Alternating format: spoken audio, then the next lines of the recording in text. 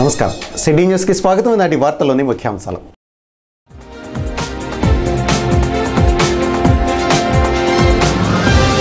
రాజీవ్ గాంధీ వర్ధంతి సందర్భంగా జంగారెడ్డిగూడెంలో ఘన నివాళులర్పించిన కాంగ్రెస్ పార్టీ నాయకులు జట్టి గున్నాథరావు.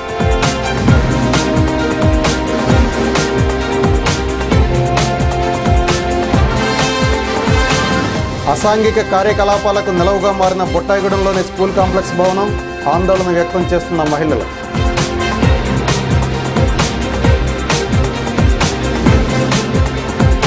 జంగారెడ్డిగూడెంలోని మార్కండేపురం గ్రామకంఠం భూమిని ఆక్రమించుకున్న పేదలు.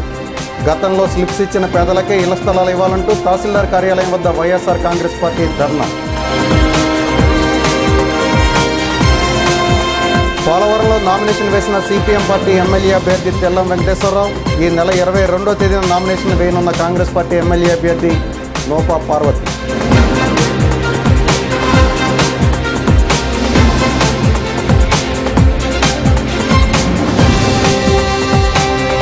జంగారెడ్డిగూడెంలోని తాగునీటి కటకటపై సిటీ న్యూస్ ప్రత్యేక కథనం.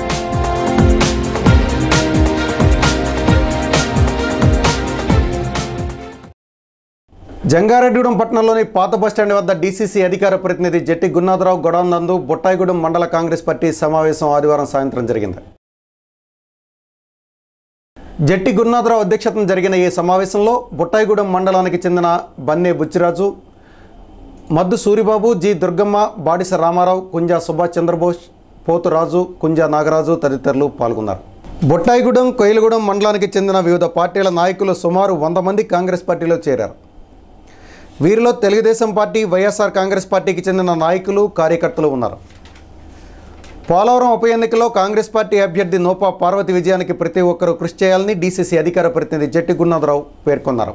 ఈ నెల 22వ తేదీన నోపా పార్వతి నామినేషన్ వేయనున్నట్లు, ఈ కార్యక్రమానికి ప్రతి ఒక్కరూ హాజరై కార్యక్రమాన్ని జయప్రదం చేయాలని ఆయన కోరారు. ముందు ఎమ్మెల్యే మీద ఎంతో కొంత వ్యతిరేకత ఉన్నప్పటికీ కమిటీలు వేసిన తర్వాత 2100 మెజార్టీ వచ్చింది ఒక బొట్టాడు మండలం. నియోజకవర్గం మొత్తం మీద ఎక్కువ మెజార్టీ వచ్చింది బొట్టాడు మండలమే. అందరూ రాజకీయ చైతన్యం కలిగిన వాళ్ళందరూ కూడా కాంగ్రెస్ పార్టీ బలంగా ఉంది ప్రతి చోట కూడా. ఉదాహరణ ఏంటంటే, ఈ రోజున బొట్టాడులో మండల మీటింగ్ పెట్టారంటే అక్కడ నాయకులు కొద్దిగా అసంతృప్తిగా ఉన్నారు. అలాగని చెప్పి పెట్టకపోతే టైం దగ్గరికి వచ్చేస్తుంది అనే ఉద్దేశం మీద ఇక్కడ జంగారెడ్డి పిలిచాం. ఈ జంగారెడ్డి కూడా పిలిచినా మీరు మారుమూల ప్రాంతాల నుంచి ఎంతమంది వచ్చారంటే, మీలో ఉన్న రాజకీయ పరిజ్ఞానం, పార్టీ పట్ల అంకితభావం ఏ ఒక్క గిరిజనేతలకు లేదు. క్లియర్గా ఇదే నిరసనం. మీకు ఇవాళ యాక్చువల్ ఎందుకు వచ్చి తెలుసు మీకు. ఆ రోజు ప్రతి ఒక్క గ్రామంలో కూడా కమిటీలు వేసి మీకు నాయకత్వం చెప్తామని చెప్పడం జరిగింది. తర్వాత మరి బాలరాజు గారు జగన్ బాబు పక్క వెళ్ళడం, 3 సంవత్సరాల నుంచి కూడా ఈ కుమ్మిలాట్లలో నియోజకవర్గం సరిగ్గా అభివృద్ధి జరగకపోవడం మీ అందరూ తెలుసు. ఈ 2 సంవత్సరాలు ఉంది మనకి. ఈ 2 సంవత్సరాలు అభివృద్ధి చేసుకోవాలి. కాంగ్రెస్ పార్టీ అధికారంలో ఉంది. ముఖ్యమంత్రి కిరణ్ కుమార్ రెడ్డి గారు, బొత్స సత్యనారాయణ గారు అందరూ కూడా ఏమైనా చేయడానికి సిద్ధంగా ఉన్నారు, డెవలప్ చేయడానికి సిద్ధంగా ఉన్నారు. మనం గతంలో ఇచ్చిన కార్యక్రమాలు, రాజశేఖర్ గారు ముఖ్యమంత్రి ఉన్న కార్యక్రమాలు, పథకాలు ఏ ఒక్కటి తీయలేదు మనం. అన్నీ కూడా అమలు జరుగుతున్నాయి, మీ అందరూ తెలుసు. కానీ లేనిపోయిన అపోహలు తీసుకొచ్చి ఏదో బొట్టాడు మండలంలో కాంగ్రెస్ పార్టీ బలహీనంగా ఉంది అని ప్రచారాలు జరుగుతున్నాయి. బొట్టాడు మండలంలో కాంగ్రెస్ పార్టీ కార్యకర్తలు, నాయకులు కూడా చాలా బలంగా ఉన్నారు, అందులో సందేహం లేదు ఎవరికైనా. కాకపోతే ఇందాక చాలామంది చెప్పినట్టు నాయకులు మేమందరం సరిగా కొద్ది పట్టించుకోకపోవడం వల్ల ఉన్నాయండి, మీ యొక్క ప్రతిభ గుర్తించుకోవడం వల్ల ఉన్నాయండి. దానివల్ల కాంగ్రెస్ పార్టీ బొట్టాడు మండలంలో వెనకడుగు వేయాలి తప్పించి కార్యకర్తలు ఓటేం కాదు. కాంగ్రెస్ పార్టీ ఎమ్మెల్యే అభ్యర్థిగా తొలిసారి మహిళలకు అవకాశం వచ్చిందని, తనను ప్రతి ఒక్కరూ ఆదరించి హస్తం గుర్తుకు ఓట్లు వేసి తనను గెలిపించాలని నోపా పార్వతి విజ్ఞప్తి చేశారు.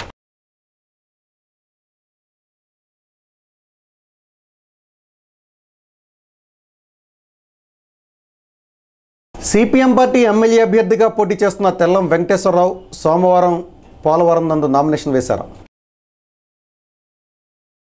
ఈ సందర్భంగా బొట్టాయిగూడెంలోని అంబేద్కర్ విగ్రహం సెంటర్ వద్ద భారీ ర్యాలీ నిర్వహించారు. ఈ కార్యక్రమంలో సిపిఎం పార్టీ జిల్లా కార్యదర్శి మంతెన సీతారాం, అందుగుల ఫ్రాన్సిస్, తెల్లం రామకృష్ణ, నెలటూరి మోహన్ తదితరులు పాల్గొన్నారు. బొట్టాయిగూడెం గ్రామ వీధుల్లో పర్యటించారు. ఇంటింటికి తిరుగుతూ ఓటర్లను ఓట్లు అభ్యర్థించారు. ఉద్యమాలు పోరాటాల ద్వారా హక్కులు సాధించవచ్చని, గిరిజన ప్రాంత అభివృద్ధికి సిపిఎం పార్టీ ఎంతో కృషి చేసిందని సిపిఎం పార్టీ ఎమ్మెల్యే అభ్యర్థి తెల్లం వెంకటేశ్వరరావు, డివిజన్ కార్యదర్శి అందుగుల ఫ్రాన్సిస్ తెలియజేశారు.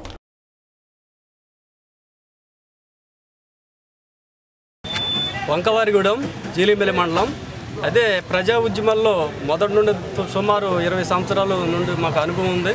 అదే కాకుండా ప్రజా పోరాటాల్లో ఉద్యమం నిత్యంతరంగా ఉద్యమాలు రకరకాల ఉద్యమాల పేరుతో జైలు జీవితాలు కూడా సంవత్సరంన్నర ఉన్నాయి. అదే కాకుండా ప్రజా ఉద్యమాల్లో కాకుండా జైలు జీవితం ఉంది. ప్రతి ఒక్క ఓటు కూడా వేసే ప్రతి అభ్యర్థి కూడా ప్రతి ఒక్క ఓటును కూడా వేయాలా, ఎవరికైతే ఏమవుద్ది అనేది కూడా ప్రతి ఒక్కరు గుర్తించాలా.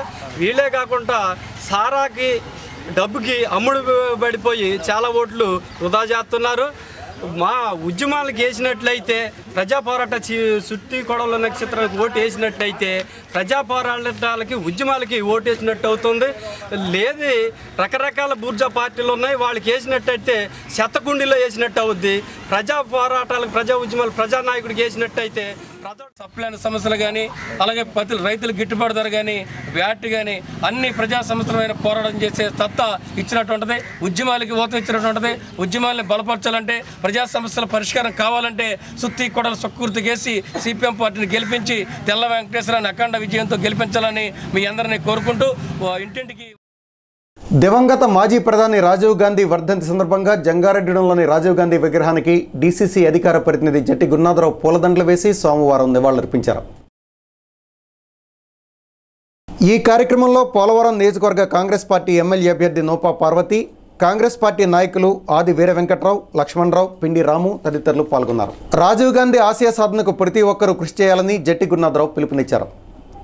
రాజీవ్ గాంధీ సేవలను కొనియాడుతూ పోలవరం నియోజకవర్గ ప్రజలు తమను ఆడపడుచులు ఆదుకోవాలని కాంగ్రెస్ పార్టీ ఎమ్మెల్యే అభ్యర్థి నోపా పార్వతి అన్నారు.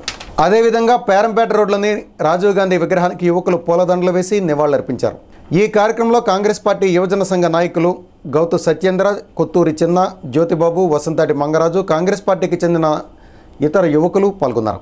రాజీవ్ యూత్ ఆధ్వర్యంలో ఈ కార్యక్రమం నిర్వహించినట్లు బీసీ పాట పెద్దలు, పేరంపేట, పంగిడిగూడెం ఆటో యూనియన్ సభ్యులు పాల్గొన్నారు.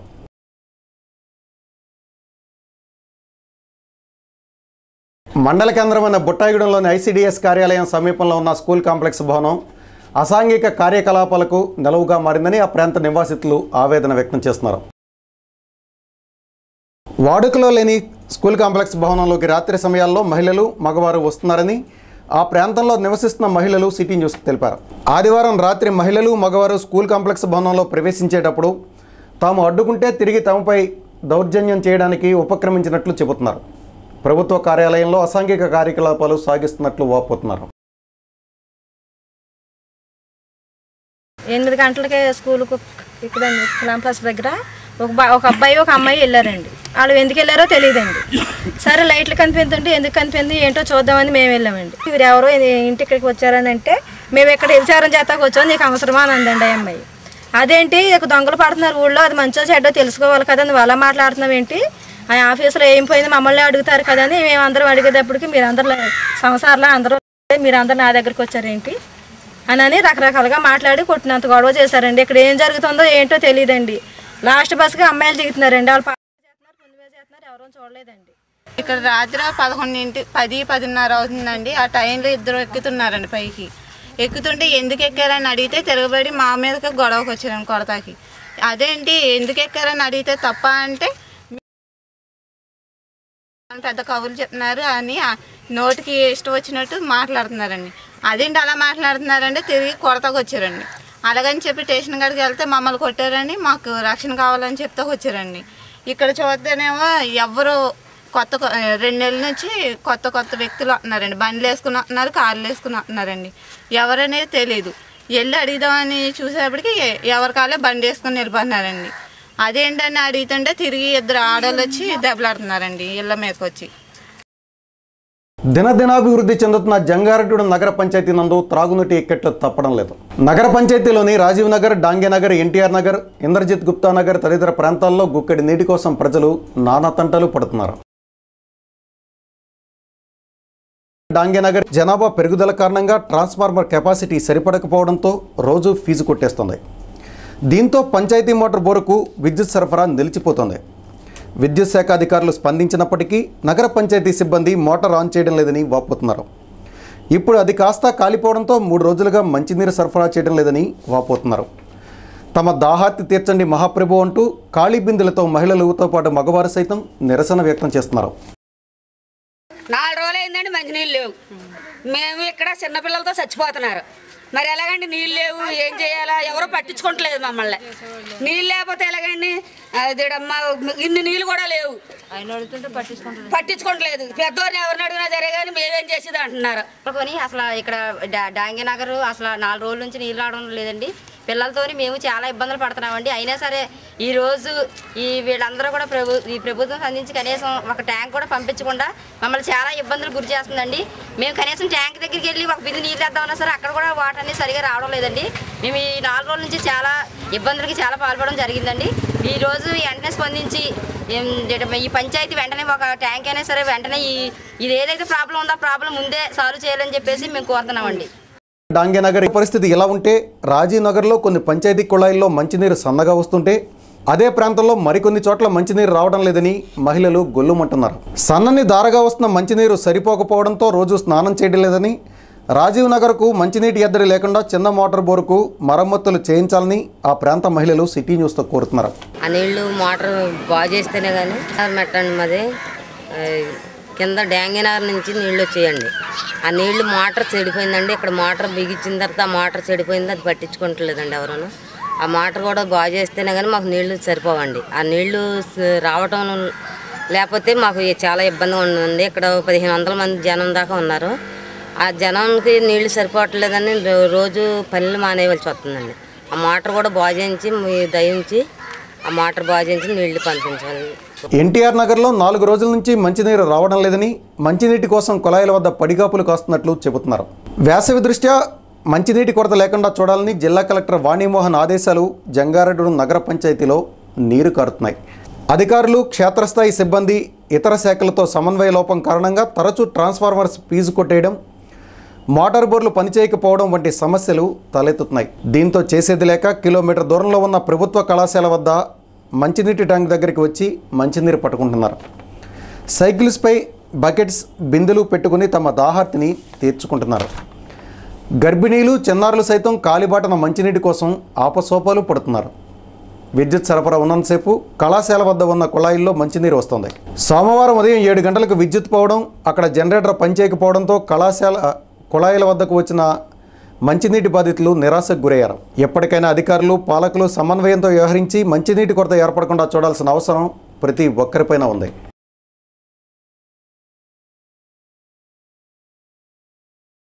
పది మంది మంచినీళ్ళకి వచ్చామండి. మంచినీళ్ళు ఏ పూట వస్తలేదు.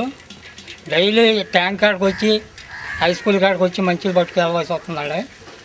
అలా మంచినీళ్ళు అన్నది వస్తలేదని పిల్లల జలతో చాలా ఇబ్బంది పడుతున్నామండి. మీరు మా వాళ్ళు దయించి మంచి రోజు పెట్టాలండి మాకు. ఎయిడ్స్ బాధితులపై వివక్ష చూపకూడదంటూ పాట్ స్వచ్ఛంద సంస్థ ఆధ్వర్యంలో ఆదివారం సాయంత్రం జంగారెడ్డిగూడెం పట్టణంలో కొవ్వొత్తుల ప్రదర్శన ర్యాలీ నిర్వహించారు. ఈ ర్యాలీని జంగారెడ్డిగూడెం ఎస్ఐ పి విశ్వం ప్రారంభించారు. సంస్థ డైరెక్టర్ ఆంటోనీ ఆధ్వర్యంలో జరిగిన ఈ కార్యక్రమంలో ప్రాజెక్ట్ మేనేజర్ కె చినవీర్రాజు, సంస్థ సిబ్బంది మాణిక్యాలరావు, జయశ్రీ తదితరులు పాల్గొన్నారు.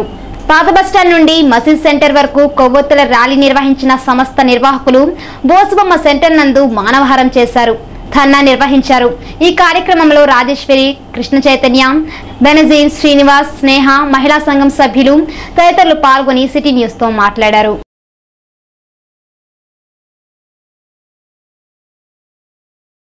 హెచ్ఐవి ఎయిడ్స్తో మృతి చెందిన బాధితుల సహాయార్థం వారిని స్మరించుకోవడం కోసం ప్రపంచవ్యాప్తంగా ఈ యొక్క 29వ అంతర్జాతీయ క్యాండిలైట్ మెమోరియల్ డే ప్రపంచవ్యాప్తంగా జరుపుకుంటున్నారు. దీనిలో భాగంగా హెచ్ఐవి ఎయిడ్స్తో అసూలు బాసిన వారిని స్మరించుకోవడం కోసం అందరూ కూడా క్యాండిల్స్తో ర్యాలీ చేయడం జరుగుతుంది. ఈ ర్యాలీ పాత బస్టాండ్ దగ్గర నుంచి మసీద్ సెంటర్ వరకు ఈ ర్యాలీ కొనసాగుతుంది. ముఖ్యంగా మన ఆంధ్రప్రదేశ్ దేశంలోనే హెచ్ఐవి ఎయిడ్స్ వ్యాప్తిలో ముందంజలో ఉంటుంది. సుమారుగా 5 లక్షల మంది హెచ్ఐవి బాధితులు ఉన్నట్లు అంచనా కూడా ఉంది. అలాగే ఈ హెచ్ఐవి వ్యాధి పట్ల అందరూ కూడా అప్రమత్తంగా ఉండాలని, అలాగే హెచ్ఐవి వ్యాధి బారిన పడిన వారిని పట్ల ఆప్యాయత, మనం వారికి ఆదరణ కలిగి ఉండాలని, హెచ్ఐవి బారిన పడిన చిన్నారులను మనం డిస్క్రిమినేషన్తో చూడకుండా వారిని ఆదరించి అందరితో పాటు వారిని కూడా సమానంగా చూడాలనే ఉద్దేశంతో అందరూ కూడా ఈ యొక్క అంతర్జాతీయ క్యాండిడేట్ మెమోరియల్ డే అనేది చేయడం జరుగుతుంది.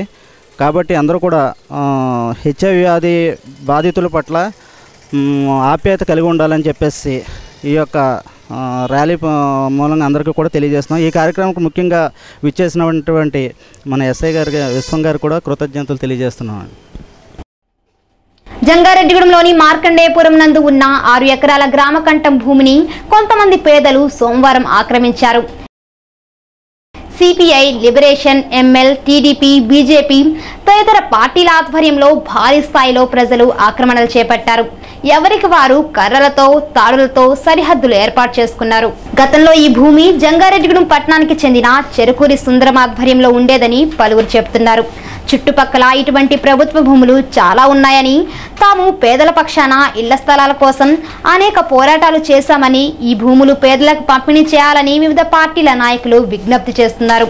ఈరోజు ప్రజలందరూ ఈ భూమిని, గ్రామ కంఠాన్ని ఆక్రమించుకుంటే ప్రజలందరూ సిద్ధపడ్డారు. ఈ పోరాటం ద్వారా గవర్నమెంట్ మధ్య పోరాటం ద్వారా సాధించాల్సిన అవసరం కూడా ఉంది. ఏం చేతనంటే ఇది తీవ్రమైనటువంటి సమస్య.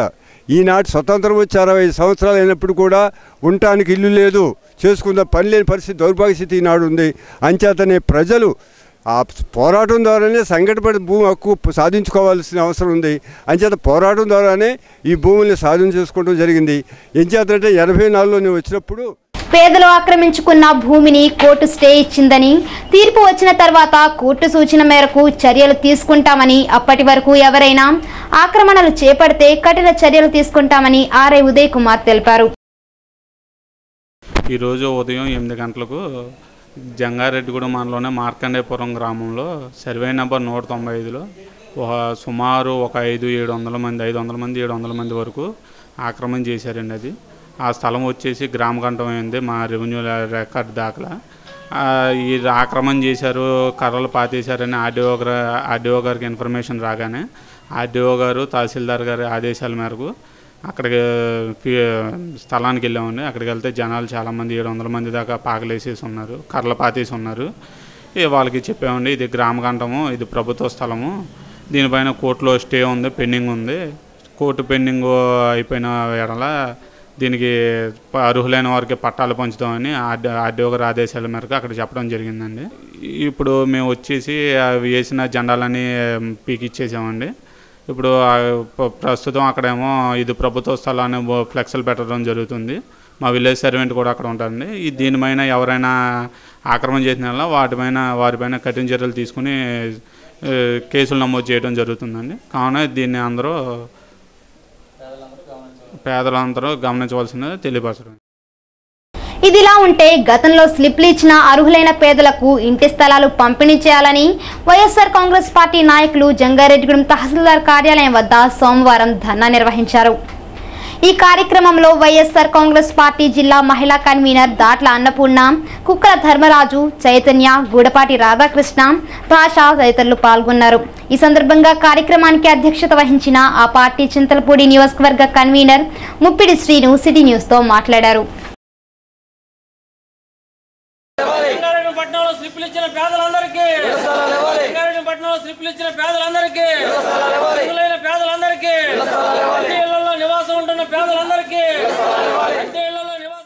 అర్హులైన పేదలందరికీ ఇళ్ల స్థలాలు ఇవ్వాలనే ఆలోచనని పూర్తిగా విస్మరించినాయి.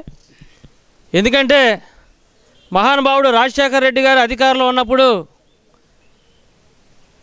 ఆయనకు ముందు ఆయన తర్వాత ఏ ఒక వ్యక్తి కూడా పేదలకి ఇళ్ల స్థలాలు ఇవ్వాలనే ఆలోచన ఒక్కళ్ళు కూడా కలిగి లేరనే విషయాన్ని ప్రజలందరూ కూడా గమనించారు. ఇప్పుడు కూడా ఆ రోజు మహానుభావుడు రాష్ట్రంలో ఉన్న పేదలందరికీ ఇందిరమ్మ ఇల్లు ద్వారా ఇళ్ల స్థలాలు ఇవ్వాలని ఒక సంకల్పం చేయడం జరిగింది.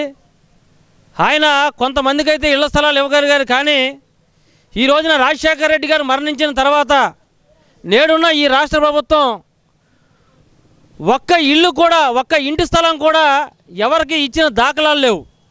అంటే రాజశేఖర రెడ్డి గారు వారసులని చెప్పుకుంటారు మాటల వరకు అయితే, వాస్తవంగా రాజశేఖర రెడ్డి గారి ఆలోచనలు ఏవైతే ఉన్నాయో అవన్నీ కూడా పక్కన పెట్టి ఈ రోజున రాష్ట్రంలో ఉన్న నిరుపేదలు ఎవరైతే ఉన్నారో ఇంటి స్థలం లేని దౌర్భాగ్యమైన పరిస్థితుల్లో, అలాగే అద్దె ఇళ్లలో నివాసం ఉంటున్న జంగారెడ్డి మండలం కానీ జంగారెడ్డి పట్టణంలో ఉన్న వీళ్ళందరూ కూడా ఇళ్ల స్థలాలు కావాలని ఏనాడు నుంచో పోరాటం చేస్తున్నా కానీ నేడున్న ఈ రాష్ట్ర ప్రభుత్వం పట్టించుకోకపోవడం చాలా బాధాకరం. మరి ముఖ్యంగా రాష్ట్రంలో ఏ మారుమూలు చూసినా రీసెంట్గా పరిశ్రమలకే ఇన్ని వేల ఎకరాల స్థలాలు ఇచ్చాం, సెజ్జుల ద్వారా స్థలాలు ఇచ్చామని చెప్తున్నారు, పరిశ్రమలకు స్థలాలు ఇచ్చామని చెప్తున్నారు. జంగారెడ్డిగూడెంలోని వైఎస్ఆర్ కాంగ్రెస్ పార్టీ పలు సంఘాల ప్రతినిధులు ఆధ్వర్యంలో కళ్లకు నల్ల రిబ్బన్లతో గంతలు కట్టుకొని ఆదివారం సాయంత్రం మోటార్ సైకిల్ ర్యాలీ నిర్వహించారు.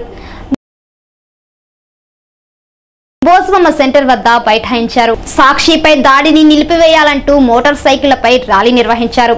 ఫ్రీజ్ చేసిన సాక్షి ఖాతాలను పునరుద్ధరించాలంటూ, పత్రికా స్వేచ్ఛను కాపాడాలంటూ నినాదాలు చేశారు. ఈ కార్యక్రమంలో సీనియర్ పాత్రికేయులు KV Ramana Rao, NTV reporter Pavan, CH Ramesh, Ranga, Sakshi reporters DV Bhaskar Rao, Achyutaramu, Kanchela Srinivas, సిబ్బంది Matta Keshava Rao, SR Ramakrishna, YSR Congress party నాయకులు ముప్పిడి శ్రీను, గుడపాటి రాధాకృష్ణ, కాగితాల రామారావు తదితరులు పాల్గొన్నారు. సాక్షిపై ఎన్ని కుట్రలు కుతంత్రాలు చేసినా ఉదయించే సూర్యుడిని ఎవరూ ఆపలేరని ముప్పిడి శ్రీను తెలియజేశారు. అదేవిధంగా సోమవారం ప్రధాన వీధుల గుండా భారీ స్థాయిలో బైక్ ర్యాలీ చేశారు. బుట్టయగూడెం మండలంలోని కే అంకంపాలెం గ్రామానికి చెందిన గ్రామస్తులు స్థానిక ఎండీఓ కార్యాలయం వద్ద సోమవారం ధర్నా నిర్వహించారు. తమ గ్రామంలో ఉన్న బోరు నుంచి వచ్చే మంచినీరు ఎర్రగా ఉంటుందని గ్రామ కార్యదర్శి ప్రత్యేకాధికారిగా నియమితులైన ఈఓఆర్డి మాధవరావు పట్టించుకోవడం లేదని ఆందోళన చేపట్టారు. కోయ అంకంపాలెంలో పంచాయతీ బోరుకు మరమ్మతులు చేసినప్పటికీ నీరు ఎర్రగా వస్తుందని 2 నెలలుగా ఈ నీటినే సేవిస్తున్నట్లు ఆవేదన వ్యక్తం చేశారు. కోయ అంకంపాలెంలో మంచినీటి సమస్యపై సిటీ న్యూస్ మే 1 వారంలో బులెటిన్ ప్రసారం చేసిన సంగతి వీక్షకులకు విదితమే. అప్పట్లో సిటీ న్యూస్ ప్రసారం చేసిన బులెటిన్ చూద్దాం. 2007వ సంవత్సరంలో మాజీ ఎమ్మెల్యే తెల్లం బాలరాజు మంచినీటి ట్యాంకును ప్రారంభించారు. దాహార్తి తీర్చే మంచినీరు కాస్త ఎర్రగా వస్తున్నట్లు చెబుతున్నారు. గిరిజనులు ఆ మురికి నీరు వాడడంతో రోగాల పాలవుతున్నట్లు సిటీ న్యూస్కు తెలియజేశారు. నీళ్ల ట్యాంకులో ఇసుక పెరిగిపోవడంతో త్రాగునీరు దుర్వాసన వెదజల్లుతున్నట్లు, పంచాయతీ బోర్డు నుంచి నీళ్ల ట్యాంకులోకి మంచినీరుతో పాటు ఇసుక వస్తున్నట్లు తెలిపారు. చిన్నారుల నుంచి పెద్దలు సైతం గత్యంతరం లేక ఈ నీరును ఉపయోగించడంతో తరచూ ఏదో ఒక రోగానికి గురవుతున్నామని గిరిజనులు చెబుతున్నారు. ఎన్నిసార్లు అధికారుల దృష్టికి తీసుకువెళ్ళినా పట్టించుకునే నాదుడే కరువయ్యాడని సిటీ న్యూస్తో వాపోయారు. ఎప్పటికైనా గ్రామానికి చెందిన ప్రత్యేక అధికారి తమ సమస్యను పరిష్కరించాలని కోరుతున్నారు. ఎండీఓ కార్యాలయం వద్ద ఆందోళన చేసిన గిరిజనులు ఎండీఓ వెంకటలక్ష్మికి సమస్యను వివరించారు. ఎర్ర నీటిని చూపించారు. కార్యదర్శితో ఫోన్లో మాట్లాడిన ఎండీఓ వెంకటలక్ష్మి సమస్యను వెనువెంటనే పరిష్కరించాలని కోరారు. ఈఓఆర్డి మాధవరావును ఫీల్డ్ విజిట్ చేయాలని ఆదేశించారు. నూతనంగా బోరు వేసే ఏర్పాట్లు చేయాలని సూచించారు. 2 రోజుల్లో మంచినీటి సమస్య తీర్చకపోతే తామంతా ఊరు వదిలి నిరాహార దీక్ష చేస్తామని కే అంకంపాలెం గ్రామస్తులు సిటీ న్యూస్ కు తెలియజేశారు. కోటనాగపురం పంచాయతీ మాకు సుమారు 4 రోజుల పైనుండి వాటర్ ప్రాబ్లం ఉంది. ఆ బోర్ల నుండి ఓలు పడిపోవడం వల్ల ఎర్రగా వస్తుందండి. స్నానం కూడా పనిచేయదు ఆ వాటరు. మేము ఎండిఓ గారికి తెలియపరుద్దామని వచ్చాం. రేపు ఉదయమే పంపిస్తానంటున్నారండి ఏఈ గారిని, మాధవరావు గారిని. వారు కానీ రేపు రాకపోతే మేము అమరణ నిరాహార దీక్ష చేస్తామండి. దీని మీద ఈ గిరిజన బిడ్డలు బాధ ఏంటనేది ఈ అధికారులు కానీ ఇటు రాజకీయ నాయకులు కానీ ఎవరు పట్టించుకుంటా లేదండి. మా బాధ అనేది అంటే ఈ గిరిజన బిడ్డలు ఎలా ఉన్నా వాళ్ళ బాధ ఏంటనేది మనకు అనవసరం అన్నట్టు వీళ్ళకి ఏం పట్టనట్టు ప్రవర్తిస్తున్నారండి అధికారులు కానీ ఇటు రాజకీయ నాయకులు కానీ. వీటి మీద జంగారెడ్డిగూడెంలోని మున్సిప్ గారి వీధిలో కొలువై ఉన్న ఆంజనేయ స్వామి జయంతి వేడుకల్లో భాగంగా జంగారెడ్డిగూడెం గ్రామ మాజీ సర్పంచ్ మండవల్లి విజయసారథి సోమవారం పూజలు నిర్వహించారు. ఆర్యవైశ్య సంఘం రాష్ట్ర నాయకులు కర్పూరం నారాయణరావు తదితరులు విశేష పూజలు చేశారు. ఈ కార్యక్రమంలో ఆలయ కమిటీ సభ్యులు బండారు ఏడుకొండలు, వక్కలగడ్డ నాగేశ్వరరావు, నాయుడు రామకృష్ణ, దోమారి శ్రీను, పూతు రాము, పి నాగేశ్వరరావు తదితరులు పాల్గొన్నారు. ఈ సందర్భంగా విజయసారథి, నారాయణరావు అన్నదాన కార్యక్రమాన్ని ప్రారంభించారు. 8 సంవత్సరాలుగా నిర్విరామంగా ఆంజనేయ స్వామి జయంతి వేడుకలు నిర్వహిస్తున్నట్లు దాతల సహకారంతో ఉత్సవ కార్యక్రమాలు అన్నదాన కార్యక్రమం కన్నుల పండుగగా జరుపుతున్నట్లు ఆలయ కమిటీ సభ్యులు తెలియజేశారు.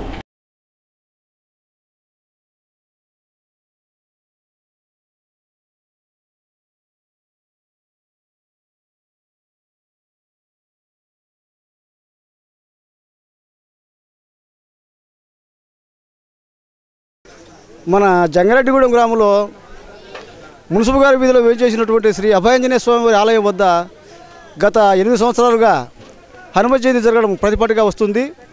ఈ యొక్క కార్యక్రమంలో ప్రతి సంవత్సరం కూడా అన్న సమారాధన కార్యక్రమం నిర్వహించడం మామూలుగా ఎప్పుడు జరుగుతుండేది. ప్రతి సంవత్సరం కూడా కనీసము 4,000 మందికైనా భోజనాలు పెట్టాలనే యొక్క సంకల్పంతో స్వామివారి పేరు మీద ఈ యొక్క ఉత్సవాలు చేయించడం జరుగుతూ ఉంది. ఈ యొక్క ఉత్సవాల సందర్భంగా ఎంతోమంది దాతలు విరాళాలుగా చందాలుగా ఇచ్చినటువంటి దాతలు ప్రతి ఒక్కరికి కూడా ఈ సిటీ న్యూస్ ద్వారా వారందరికీ ప్రత్యేక కృతజ్ఞతలు తెలియజేసుకుంటున్నాము.